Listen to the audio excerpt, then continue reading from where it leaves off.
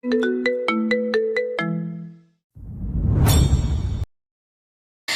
সব কিছুর খবরাখবর নিয়েই গিয়েছে দুবাইতে। খবর পেয়েছে ঈশান এখন বসে বসে বিজনেস দেখে ফাইজের শ্বশুরের। ফাইজের শ্বশুর এর একটা 5 তলার রেস্টুরেন্ট আছে, পাশাপাশি ব্ল্যাক মার্কেটের বিজনেস লোকচক্ষুর আড়ালে। সাথে এটাও জেনেছে জেরিন ও তার বাবা মায়ের খুনি জাহিনও তাদের সাথেই আছে, সাথে একটা মেয়েটার আসল নাম কিরিনা, আর তবে ছদ্মনাম সাফা।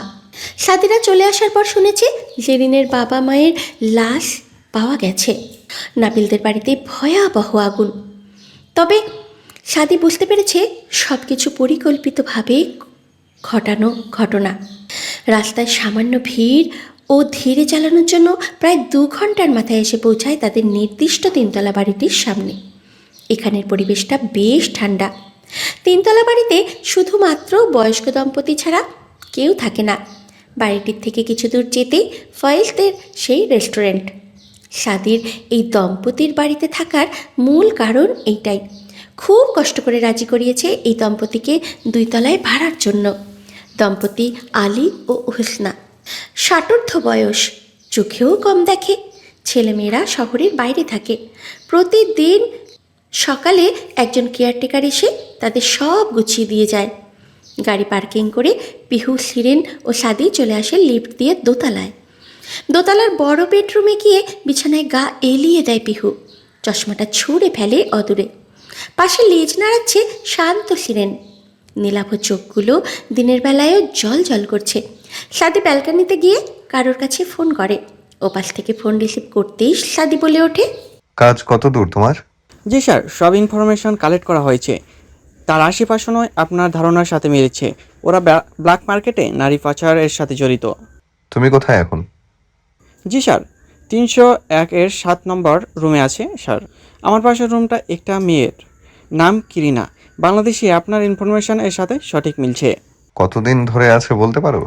জি স্যার, হোটেলে এর কম্পিউটার হ্যাক করে বুঝলাম আপনার সন্তানের সকল ব্যক্তি এ হোটেলে নিয়মিত থাকে। তবে মাঝে মাঝে দুজন করে ভাগ ভাগ হয়ে 4-5 দিনের জন্য গায়েব হয়ে যায়। কেন?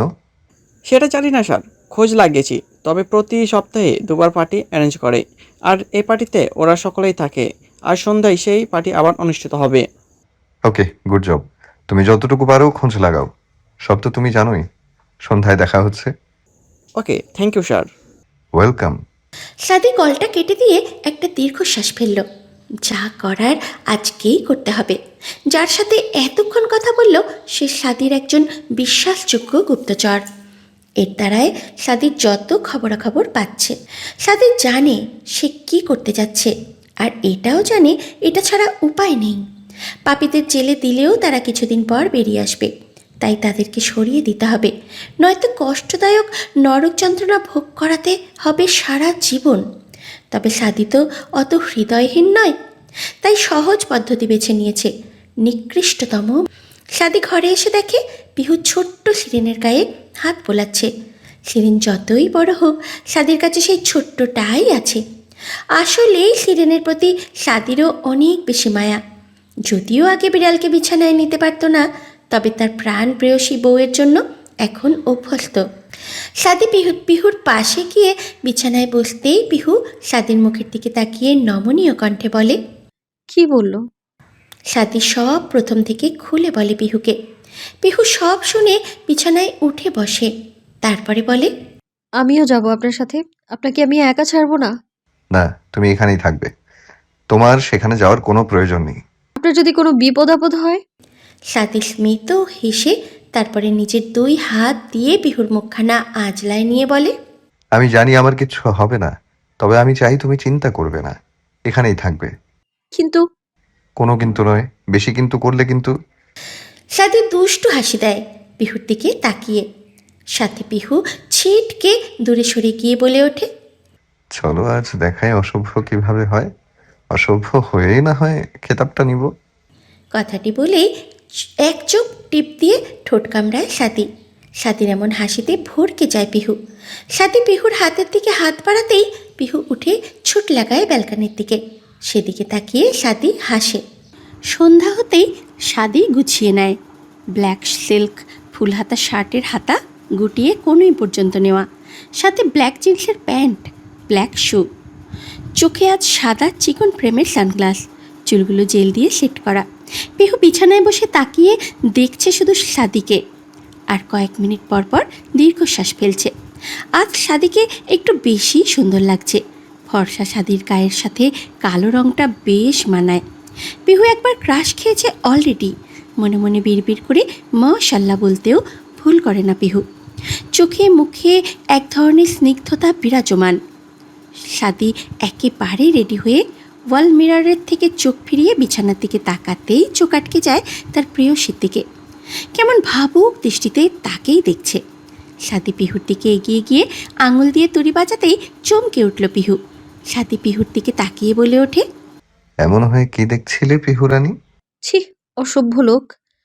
আপনি কোনো কাজে যাচ্ছেন নাকি মডেলিং করতে যাচ্ছেন মিস্টার? সাদি ভ্রুও চায় পিহুর কথায়, তারপরে বলে ওঠে, মডেলিং করতে যাচ্ছি। কেন বলো তো, আমার পিহুরানির হঠাৎ কি হলো? না, পার্টিতে তো অনেক মেয়ে থাকবে, সবাই তো আপনাকে চোখ দিয়ে গিলে খাবে, নজর লেগে যাবে সকলের। সাদি এতক্ষণে বুঝতে পারে আসল কাহিনী। তারপর স্মিত হাসে। আগে সেই লজ্জাবতী পিহু আর নেই। এখন লজ্জা সংকোচ ছাড়াই সাদির সাথে সব কিছু শেয়ার করে পিহু। সাদি একটু কেশে গলা ঝাড়া দিয়ে বলে ওঠে, তো আমার পিহুরানি কি আজ জেলাসি হচ্ছে নাকি? শুধু জেলাসি না, আপনাকে যারা দেখবে তাদেরকে মার্ডার করতে ইচ্ছে হচ্ছে। সাদি আবারও হাসে। মেয়েটা তাকে খুব ভালোবাসে এখন। সাদির সব চাওয়া পরিপূর্ণ করে। তবে সাদি তার কথা এখনও রেখেছে। পিহুকে এখনও স্পর্শ করেনি অন্যভাবে। পিহুর সাথে বন্ধুত্বের এক সম্পর্ক গড়ে তুলেছে। পিহু উঠে দাঁড়ায়, এগিয়ে যায় সাদির দিকে। চোখের কোণে এক ফোঁটা পানি নিয়ে সাদির ঘাড়ের কাছে চুলে লাগিয়ে দিতে দিতে বলে, কারো নজর না লাগুক তাই নজর টিকা দিলাম।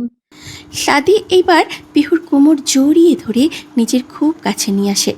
তারপর স্মিত হেসে ঠোঁটে হাসি রেখেই বলে, পুরো দুনিয়ার সমস্ত নারী আমার সামনে এনে দিলেও আমি আমার পিহুরানিতে আসক্ত।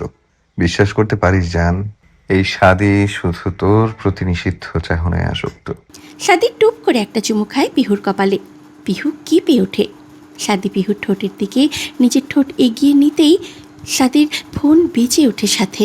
পিহু ছিটকে সরে যায় সাদির থেকে। এদিকে সাদি বেশ বিরক্ত হয়। কপাল কুঁচকে যায় ওর। ফোন হাতে নিয়ে কিছু বলতে যাবে, তখনই নজর যায় ইনফরমারের ফোন। ব্লুটুথে কানেক্ট করে যেতে যেতে পিহুর উদ্দেশ্যে বলে, ভাইজান এসে সুদে আসলে নেব, রেডি থাকিস। কথাটি বলেই তাড়াহুড়ো করে বেরিয়ে যায় সাদি। এদিকে পিহুর মধ্যে কোনো ভাবাবেগ দেখা গেল না। প্রায়শই সাদি বের হওয়ার আগে বলে এমন। তবে আগের সাদির সাথে এখনকার সাদির কোনো মিল নেই। ভালোবাসা বেড়েছে অনেকখানি। আগে হুটহাট রেগে যাওয়া সাদি এখন পিহুর প্রচণ্ড রাগকেও শান্ত মাথায় ঠান্ডা করে দেয়। পিহুর হুটহাট জেদগুলো পূরণ করে। পিহুর এখন সাদির জন্য মায়া হয়। সাদি তাকে প্রমিস করেছিল সে না চাওয়া পর্যন্ত তার সাথে স্বাভাবিক স্বামী স্ত্রীর সম্পর্কে আসবে না। তবে পুরুষের তো চাহিদা আছে, কতদিন অপেক্ষা করবে সাদি? পিহু কি সেজন্য সাদিকে তার অধিকার থেকে বঞ্চিত করছে? পিহুর তো কোনো পিছুটান নেই। এক সময় নাবিলকে ভালোবাসত, তবে সেই দিন এরপর থেকে নাবিলকে আর মনেও পড়ে না পিহুর। তাহলে কিসের জন্য সাদিকে দূরে সরিয়ে রেখেছে? মানুষটাকে দূরে রেখেও এতটা আগলে রেখেছে তাকে। তাহলে নিজের পরিপূর্ণ অধিকারটুকু দিলে তাকে কতখানি ভালোবাসবে? না, পিহু চেষ্টা করবে সব ঠিক করার, একটা স্বাভাবিক জীবনে ফেরার, আর দুই পাশটা হাজব্যান্ড ওয়াইফের মতন হওয়ার। এই সংকোচের জন্য ইচ্ছে হওয়া সত্ত্বেও পিহু সাদিকে জড়িয়ে ধরতে পারে না হুটহাট। হয়তো সাদিও এমন, তবে এমন আর হতে দেবে না পিহু। ধীরে ধীরে সব ঠিক করে নেবে এবার। রেস্টুরেন্টে এসে বসে আছে প্রায় 3 ঘন্টা কেটে গেল সাদির, তবে কারোর দেখা পেল না। একটু আগেই খবর পেয়েছে তারা আজ না 2 দিন পর আসবে, তাও পাশের শহর আল মাদামে। সেইখানে এক গোডাউনে তাদের মিটিং আছে, গোপন সূত্রে জেনেছে সাদি। আর কাল সব থেকে বড় মোক্ষম সুযোগ সাদির। এতক্ষণ এসব চিন্তা করতে করতে কয়েক গ্লাস ড্রিঙ্ক করে নেয় সাদি। আগে খাওয়া অভ্যাস থাকায় ভেবেছিল নেশা ধরবে না, তবে এতদিন এইসব থেকে পিহুর জন্য দূরে থাকার কারণে আবার হঠাৎ করা ডোজ খাওয়ায় বেশ ভালোভাবে নেশা ধরে যায় সাদির। সাদি কোনো মতে বেরিয়ে আসে রাস্তায়, তারপর টলতে টলতে আসতে থাকে বাড়ির দিকে। চোখে ঝাপসা দেখছে, মাথার ভিতরে চক্কর দিচ্ছে তার, আবার হুট করে ঠিক হয়েও যাচ্ছে। কয়েকবার ফোন দেওয়ার পরেও না ধরার কারণে চিন্তা শুরু হয় সাদির জন্য পিহুর। তাও কয়েকবার ফোন দেয়, নো রেসপন্স। এদিকে সাদি রাস্তার পাশে পাবলিক বেঞ্চে বসে হাসছে খালি। নেশা ধরেছে তার ভালোই। বেশ খানিকক্ষণ পর ঝোড়ো হাওয়া শুরু হয় বাইরে। তারাময় আকাশ হঠাৎ কালো মেঘে ঢেকে যায়। পিহুর এবার আরও বেশি চিন্তা হয়, কোনো বিপদ হলো না তো মানুষটার। পিহু আর দেরি না করে বেরিয়ে যায় সাদিকে খোঁজার উদ্দেশ্যে। পিহুর পরনে টপস আর প্লাজো, গলায় ওড়না পেঁচানো, চুলগুলো পনিটেইল করে বাঁধা। পিহু ফোন দিতে সিঁড়ি বেয়ে নামে। 3তলা সিঁড়ি বেয়ে নিচে নামতে 1 মিনিটও লাগে না পিহুর। চোখে ভয়, সাদির জন্য খুব চিন্তা হচ্ছে তার। উদ্দেশ্য কাঙ্ক্ষিত হোটেল। হেঁটেই চলে যাওয়া যায়, পিহু গাড়ির আশা করল না। হেঁটেই চলল সেদিকে। কিছু দূর আসতেই হঠাৎ পিহুর সামনে এসে দাঁড়ালো কয়েকজন অচেনা মানুষ। পিহু চারিদিকে তাকিয়ে দেখল রাস্তা বেশ শুনশান। সে ইচ্ছা করেই মেন রোড না ধরে সাইটের নিচু রাস্তা ধরেছিল। দূর থেকে শুধু ওই বিল্ডিংটা দেখা যাচ্ছে, তাছাড়া এদিকে কেউ নেই। পিহু লোকগুলোর পাশ কাটিয়ে যেতেই একজন ছেলে আবার পিহুর রাস্তা আটকে দাঁড়ায়। পিহু তাকিয়ে বুঝতে পারে ছেলেগুলো এই দেশের নয়, কিছুটা তাদের মতোই দেখতে, হয়তো বাংলাদেশি কিংবা ভারতীয় হবে। বখাটে সেটা তাদের হাবভাবই বলে দিচ্ছে। পিহুকে এখন এমন নির্জন রাস্তায় হাঁটতে দেখে ছেলেগুলো পার্ক থেকে মদের নেশা বাদ দিয়ে পিহুকে ইফটিজিং করতে এসেছে। পিহুর সামনে থাকা ছেলেটি পিহুর দিকে তাকিয়ে শীষ বাজিয়ে বলে উঠল, উফ cutie, I am impressed for you. Pihu তবুও কিছু বলল না। তার মাথায় এখন সাদির জন্য চিন্তা, কল ধরছে না কেন লোকটা। পিহু ধীর কণ্ঠে খাদে নামিয়ে বলে উঠল, রাস্তা ছাড়ুন, যেতে দিন। ওলেলে সুন্দরী, দেখছো বাংলায় জানে তো। সুন্দরী, আগে চলো, আমাদের খুশি করো, তারপর যেতে দিব। দলের একজন বিশ্রী হাসি দিয়ে কথাটি বলে ওঠে। দেখুন, যেতে দিন, রাস্তা ছাড়ুন, নয়তো ভালো হবে না কিন্তু। আমি একটু ব্যস্ত এমনিতেই। ওরে বাবা, ব্যস্ত নাকি? বেবি চলো, আমরাও বিজি, কাজ করি। আর কি ভালো হবে না তো, তোর সাথে আজ খারাপ হবে। কথাটি বলেই পিহুর দিকে হাত বাড়াতে যায় লোকটা। লোকটার হাত পিহুর গলার কাছে আসতেই আপন ইচ্ছায় থেমে যায় লোকটার হাত। চোখগুলো বড় বড় হয়ে যায়। পাশে থাকা লোক দুটো এখনও কিছু বুঝে উঠতে পারেনি। পিহু লোকটির বুক থেকে ছুরি তুলেই পাশের দাড়িতে থাকা আরেকজন বুকে পুড়ে দিয়ে সামনের জনের মেন পয়েন্টে লাথি মেরে নিজের পায়ের বুট দ্বারা। সাথে সাথে নেশাগ্রস্ত ছেলেটা প্রচণ্ড অন্ডকোষের ব্যথায় লুটিয়ে পড়ে মাটিতে। কিছুক্ষণের মধ্যেই 3টে লাশ পড়ে মাটিতে। খুব আনন্দে ছুরি দিয়ে কুপিয়েছে পিহু লাশগুলোকে। সবারই ঘাড়ের রগ টেনে ছিঁড়ে দিয়েছে। তারপরে পকেট থেকে টিস্যু বের করে ছুরিটা জ্যাকেটের পকেটে নিয়ে নেয়। এই ছুরিটা সাদিদাকে দিয়েছিল, আর আজ সঠিক সময়ে বের করেই লোকটির বুকে হৃৎপিণ্ডে সোজা ঢুকিয়ে দিয়েছে। পিহু হাঁটতে হাঁটতে দূর থেকে দেখতে পায় রাস্তার পাশে পাবলিক বেঞ্চে বসে আছে এক মানব। পিহুর বুঝতে এক ফোঁটা সময় লাগে না মানবটি কে। এটা তার সাদি, তার ফেলটুস ডক্টর। সাদি এখনও পর্যন্ত এই নামটা শুনলে রেগে যায়, আর পিহু তত বাড়ি রাগায়। যদিও এখন পিহুর খুশির জন্যই সাদি রাগের ভান করে, তবুও চায় পিহু হাসুক। পিহু সাদির কাছে এগিয়ে গিয়ে সামনে দাঁড়ায়। সাদি মাথা নিচু করে 2 হাত দিয়ে মাথা চেপে বসে আছে। পিহু ল্যাম্পপোস্টের আলোয় সাদির এলোমেলো চুলগুলো দেখল, তবে বুঝতে পারল না সাদির এইভাবে বসে থাকার কারণটা। পাশেই অবহেলায় পড়ে আছে সাদির মোবাইলটা। পিহু এগিয়ে সাদির পিঠে হাত দেয় সাদিকে ডাকার উদ্দেশ্যে, কি হয়েছে জানবে বলে। পিহু সাদির পিঠে হাত দিয়ে মৃদু ধাক্কা দিতেই সাদি অল্প একটু মাথা তোলে, তবে পিহুর মুখের দিকে তাকায় না। বেশ কিছুক্ষণ তাকিয়ে থাকে একইভাবে। সাদির এমন তাকিয়ে থাকা দেখে পিহু সাদিকে এবার একটু শব্দ করেই ডেকে ওঠে সাদির ঘাড়ে হাত দিয়ে। এই সাধু, কি হয়েছে আপনার? তাকিয়ে আছেন কেন এমনভাবে? পিহুর কোনো কথা বোধ হয় সাদির কানে গেল না। সাদি মাথা নিচু করে হাত নাড়িয়ে বিদায় দেওয়ার মতো করে স্পষ্ট বাংলায় বলে উঠল, দয়া করে জ্বালাস না রে মা, আমার বউ আছে, আর আমি আমার বউয়ের প্রতি আসক্ত, তোর সাথে যেতে পারবো না। বিদায় হরে মা আমার পিহু রানী দেখলে কষ্ট পাবে। যা যা। কথাটা বলেই আবার মাথা চেপে ধরল সাদি। বেশ জোরালোভাবেই নেশায় আকৃষ্ট হয়েছে সে। নিজেকে সামলাতে ব্যর্থ চেষ্টা করছে। হেঁটে যেতে পারলেও যেতে ইচ্ছে করছে না। খোলা আকাশের নিচে বসে থাকতে ইচ্ছা করছে ওর। এদিকে সাদির কথা শুনে পিহু স্তব্ধ। সাদি যে নেশা করেছে সেটা ভালো করেই বুঝতে পেরেছে পিহু। কিন্তু তাকে যেগুলো বলল, এক মুহূর্তে পিহুর মনটা খুশিতে টইটুম্বুর হয়ে গেল। সাদি আসলেই তাকে প্রচণ্ড ভালোবাসে। মানুষ নেশাগ্রস্ত অবস্থায় সত্যি কথা বলে দেয়। সাদি যদি নেশাগ্রস্ত অবস্থায় অন্য মেয়েকে অ্যাভয়েড করতে পারে তাহলে বাস্তবটা আর ভাবল না পিহু। সাদির পাশে বেঞ্চে বসে আবার সাদির গায়ে হাত দিল, সাদিকে নিজের দিকে ঘোরানোর জন্য। পিহু সাদির গায়ে হাত দেওয়ার সাথে সাথেই সাদি ছিটকে দূরে সরে গিয়ে কোনো কিছু না ভেবেই বলে উঠল, হাউ ডেয়ার ইউ, তুই আমার স্পর্শ করছিস? কথাটা বলতে বলতেই থেমে যায় সাদি। তার দিকে অপলকভাবে তাকিয়ে আছে তার পিহু।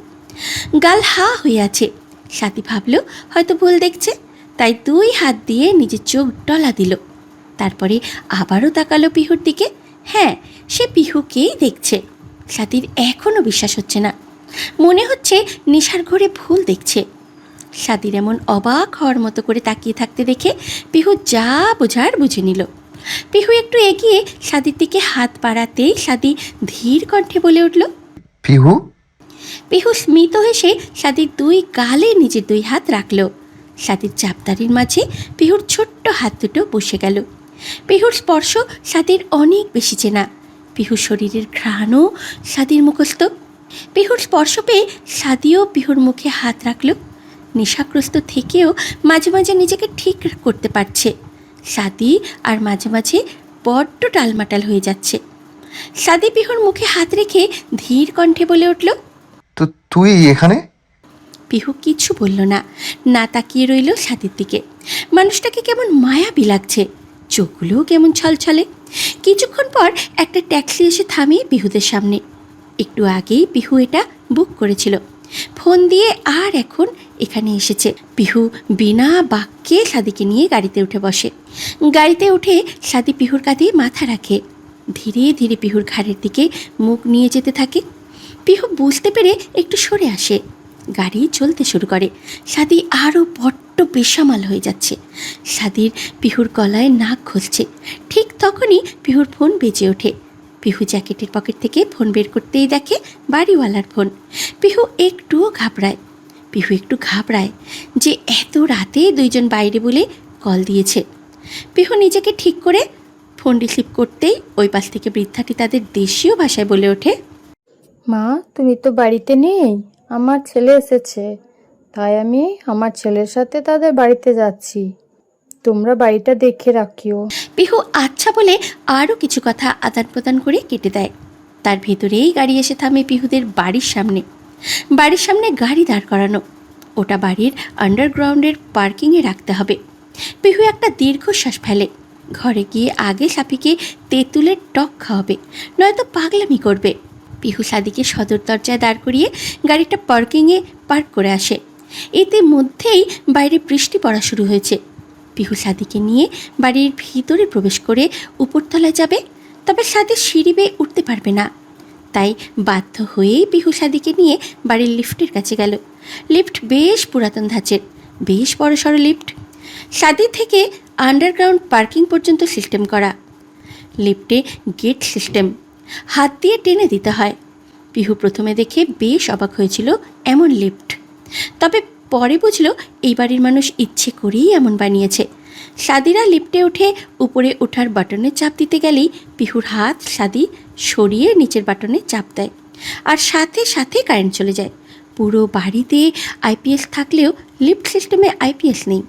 ভাগ্যক্রমেই আন্ডারগ্রাউন্ডে এসে থামে লিফট।